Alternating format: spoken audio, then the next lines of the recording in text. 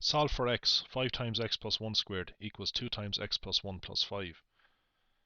Now there are two ways to do this. One way is a long way and the other way is a shorter way. We're going to get a quadratic equation because we're going to be squaring this out. So we're going to have an equation with x squared in it. It's unavoidable.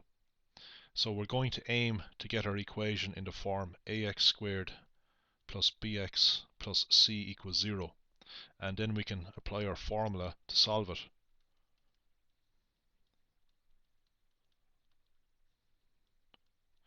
So let's get it into this form here. So to do that we'll have to expand out this bracket. So I'll leave the 5 here to one side. I'll square out x plus 1. To square this, we square the first term. Get x squared, multiply the first term by the second and double. That gives us 2x. Square the second term, 1 squared is 1. We multiply 2 into this, so we get 2x plus 2, and we add the 2 onto the 5, so we get 2x plus 7. So we have 2x plus 2 plus 5, or 2x plus 7. We can multiply 5 into this, so we get 5x squared plus 10x plus 5. I'll bring this stuff over here. So we have minus 2x minus 7. That means we have 0 on the right hand side. So I move the 2x plus 7 over. So we want 0 on the right hand side if we to get it into standard form. And then we get 5x squared. The x terms give us plus 8x. 10x minus 2x is 8x. Plus 5 minus 7 is minus 2. So then we just plug a, b, and c into this formula here.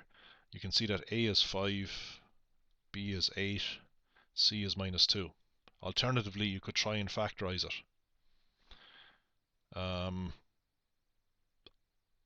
I just plug in these values into this formula. Minus b is minus 8 plus or minus the square root of b squared. 8 squared is 64. Minus 4 times a times c, minus 4 times 5 times minus 2. And the whole lot is divided by 2 times a.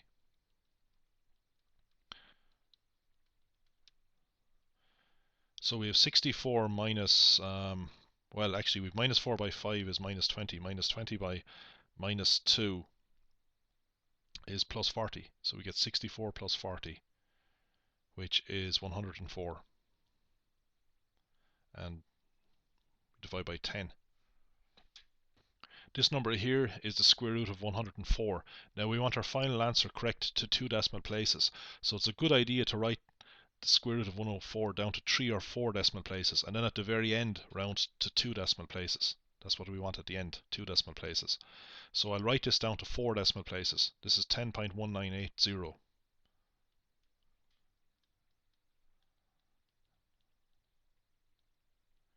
I can put a 0 there to give the 4th decimal place, but we don't need that 0. So we've 2 answers depending on whether we take the plus or minus. So let's start by taking plus. So we have minus 8 plus 10.198. So that's the numerator. And we have to divide that number by 10. So we get 0.2198.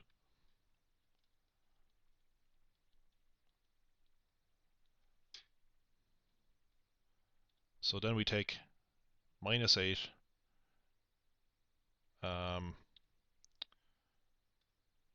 minus 8 minus 10.198, and we divide that by 10, so we get minus 1.8198. Finally then we can round these to 2 decimal places. So here we're going to get 0.22 because the third place is 5 or more. And here we're going to get minus 1.82 because the third place is 9.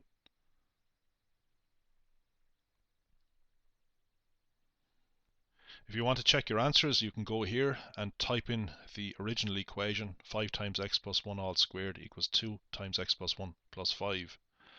And you'll get some graphs. The graphs aren't too important for our purposes, but the graph of 5 times x plus 1 squared is the parabola. That's the left hand side of the equation. That involves x squared.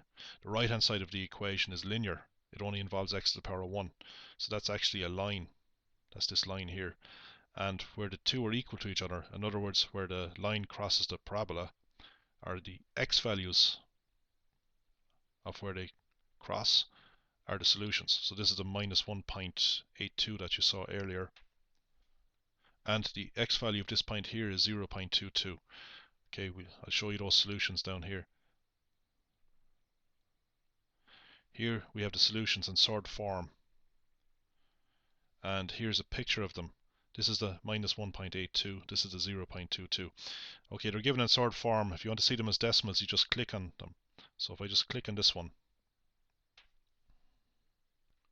here is what you get. To 2 decimal places, this is indeed minus 1.82. And similarly for the other solution, just click on it wherever it is, and you can check the other solution. I'd have to go back. 2 plus root 3 is a root of the equation x squared minus 4x plus c equals 0, where c is a real number. Find the value of c and write down the other root. Now in all the examples we're doing, a, b and c are assumed to be real numbers. So this is a root of this equation. So that means if we plug 2 plus root 3 in for x, it all has to work out to 0. And we'll get an equation in c and we can find c. So it's advisable to leave this in sorted form. You could actually go to your calculator and get this thing as a decimal. Just take 2 and add it onto root 3. I'll get root 3 first of all. That's the square root of 3, and adding on 2, we get this number. So 2 plus root 3 is 3.73205, etc. Obviously it's more accurate to keep it in sorted form, because we'd have to round this, because this goes on forever and there's no pattern. The reason there's no pattern is that root 3 is an irrational number. Root 3 cannot be written as a fraction. Okay, so let's work with this. We have a binomial in here. That means we have 2 terms to square out. So how do we do that? Well, we square the first term. 2 squared is 4. Multiply the first term by the second term. That gives 2 root 3. Double it, we get 4 root 3. Then square the second term. Root 3 times root 3 is just 3. Now we multiply minus 4 in here, so we get minus 8 minus 4 root 3 plus c equals 0. And we can then get c. We just gather up everything here and bring it over. These actually cancel out. 4 plus 3 is 7. 7 minus 8 is minus 1. We bring the minus 1 over, so we get c equals 1. So now I've written out the quadratic equation, putting 1 in for c. And if we solve this quadratic equation, we can get the 2 roots of it. We know that one of the roots is 2 plus root 3. Now let's get the other root. So we write down a, b, and c. So a is 1, b is minus 4, c is plus 1. So x is minus b, that's minus minus 4 is plus 4. Plus or minus the square root of b squared, minus 4 squared is plus 16. Minus 4 times a times c, that gives us minus 4. Minus 4 times 1 times 1 is minus 4. All over 2 times a. 2 times 1 is 2. So this becomes 4 plus or minus the square root of 12 over 2. Now, how are we going to make this look like this here? We know that one of the solutions is 2 plus root 3. Well, we look at root 12 and we can break it down. So we know that we have 2 solutions anyway. We have 4 plus root 12 over 2, or we have 4 minus root 12 over 2. Let's look at the square root of 12. We can factorize 12 into 4 times 3, and we can take the square root sign over each factor. So we get root 4 multiplied by root 3. You can do that. The square root of 4 is 2, so we end up getting 2 root 3. So we can write root 12 as 2 root 3. So we get 4 plus 2 root 3 divided by 2. That's one solution. Or we have 4 minus 2 root 3 divided by 2. So we take 4 and divide it by 2. That gives us 2. 2 root 3 divided by 2 is 1 root 3. So you split this into 2 fractions. So it breaks down to 2 plus root 3, which we saw earlier. Or we have 4 over 2 is 2. And when we divide here, we get minus 1 root 3. So now we have both solutions.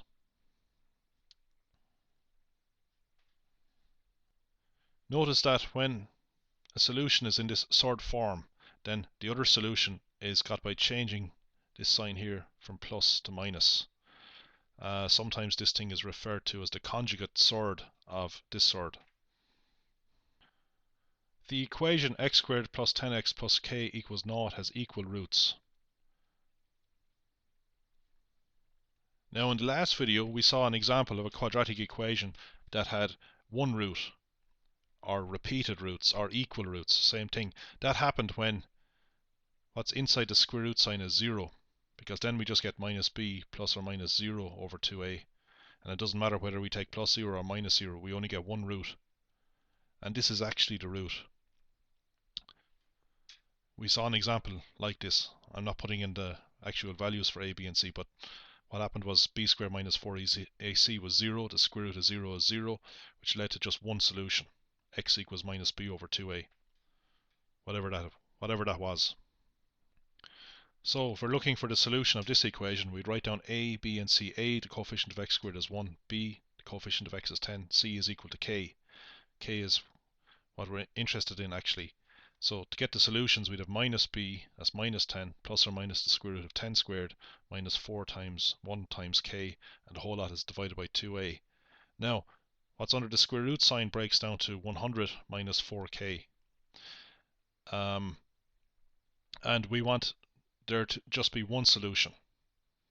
So if there's only one solution, we want what's in here to be 0. For our quadratic equation to just have one solution. So we just set 100 minus 4k equal to 0. And the condition that we have one solution is that k must equal minus 100 divided by minus 4, which is plus 25. So now we can go back up here and replace this k with plus 25. And we know that this equation will only have one solution. Now we want to write down the value of each root. Well, there's only one root actually, because this thing is going to be 0. So the root is going to be minus 10 plus or minus the square root of 0. Well, we can ignore that. So it's just going to be minus 10 over 2, which is minus 5. So this is the root. So sometimes when you only get one root, that root is referred to, the roots of the equation are referred to as equal roots. That's because there are two equal factors to this quadratic equation. If you were to factorize this quadratic equation, you would get x plus 5 multiplied by x plus 5 equals 0. So that's where the idea of equal roots comes from. When you put each of these factors equal to 0, you get x equals minus 5 and another x equals minus 5. But basically, we're dealing with a quadratic equation with only one root. That root is minus 5. And if you want to check it, you just plug minus 5 back in here. So we have minus 5 squared plus 10 times minus 5 plus 25. That gives us 25 minus 50 plus 25. That will give us 50 minus 50, which is 0. I just want to redo part B using another method. So what you do here is replace x plus 1 with y. So now the equation becomes 5y squared equals 2y plus 5. So no, in other words, do not expand out x plus 1 squared. Just make this substitution and you see you get another quadratic equation. But this time it's a quadratic equation in y. So you get it into standard form, which is easy to do. You just bring over the 2y plus 5 and then you go and solve this equation. So we solve this equation in the usual way. There's nothing new about this. It's just the letter y is used instead of the letter x. It's a quadratic equation. A is 5, b is minus 2, c is minus 5. You will find that you will get these two solutions. Now, how do we find x? Well, we just go back to this thing here. We know that y equals x plus 1, which means that x equals y minus 1. So x will give us the solutions to our original equation. So when y is minus 0.82, we have x equals minus 0.82 minus 1. That gives us minus 1.82. And the other value of x comes from letting y equals 1.22. That's 1.22 minus 1, which is 0.22. So these are the two solutions that you saw earlier. So making this transformation means that you don't have to expand out this and bring everything to one side and simplify.